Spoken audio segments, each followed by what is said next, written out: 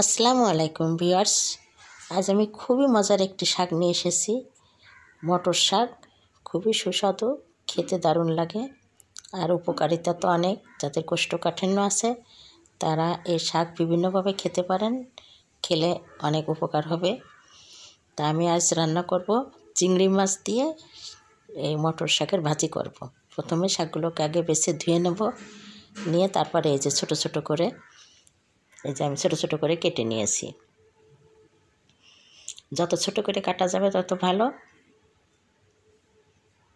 তো এইভাবে কেটে নিয়েছি আমি। এখন এখানে কিছু পেঁয়াজ কুচি, কিছু রসুন কুচি আর স্বাদ মতো লবণ,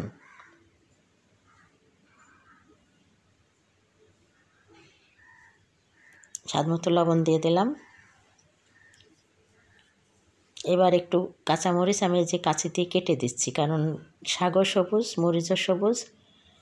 দুই ফাড়া করে দিলে তো মুখের ভিতর পড়লেই ঝাল লেগে যাবে, তাই ছোটো করে কেটে দিলে ঝাল ততটা লাগবে না, বোঝাও যাবে না।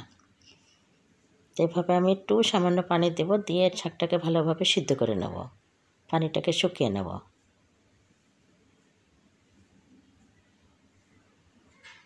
ঢাকনা দিয়ে ঢেকে দিতে হবে না, ঢাকনা দিয়ে ঢেকে দিলে কালারটা নষ্ট হয়ে যাবে আর পুষ্টিগুণটা নষ্ট হয়ে যাবে।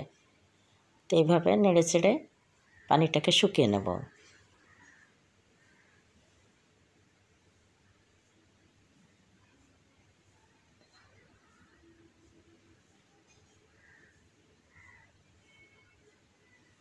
এই তো পানিটা শুকিয়ে গেছে, এখন আমি নামিয়ে নেব এটা।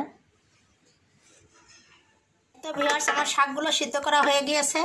আমি এই যে চিংড়ি মাছ দিয়ে শাক ভাজি করব, সেই জন্য এই যে চিংড়ি মাছ নিয়েছি, একটু লবণ আর একটু হলুদ দিয়েছি, সেই সাথে পেঁয়াজ, রসুন আর কাঁচামরিচ এগুলো সব একসঙ্গে দিয়ে দেবো।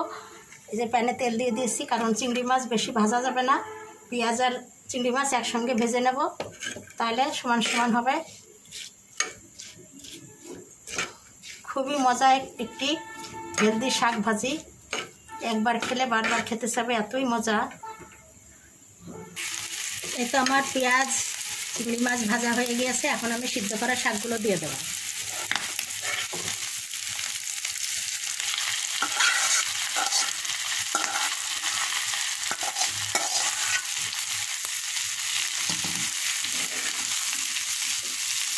এবার জালটা কমিয়ে দেবো।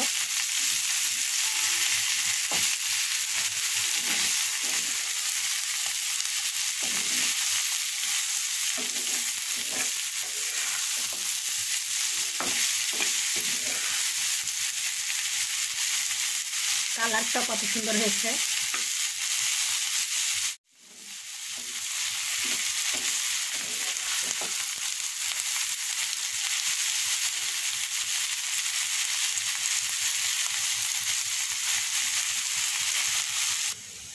এই তো আমার শাক ভাজি হয়ে গিয়েছে। আমি এই যে সার্ভ করে দেখাচ্ছি, কত সুন্দর হেলদি শাক ভাজি হয়েছে। একদম এই একটা শাক ভাজি দিয়ে গোটা প্লেটের ভাত খাওয়া হয়ে যাবে।